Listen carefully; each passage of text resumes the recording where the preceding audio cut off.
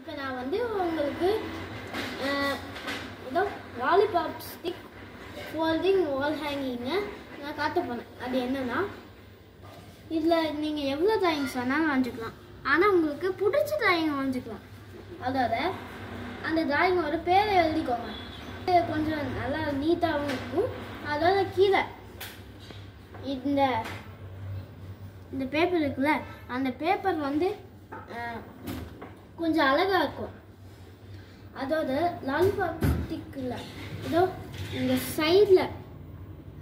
சைடில் வந்து லாலிபாப் ஸ்டிக்கை இங்கே ஒட்டிக்கணும். அதுக்கப்புறமா இங்கே ஒட்டினாதான். ஆனால் இந்த லாலிபாப் ஸ்டிக்கு இந்த சைடில் இருக்கிறத விட லாலிபாப் ஸ்டிக்கு கொஞ்சம் பெருசாக இருக்கணும். அப்போ தான் வந்து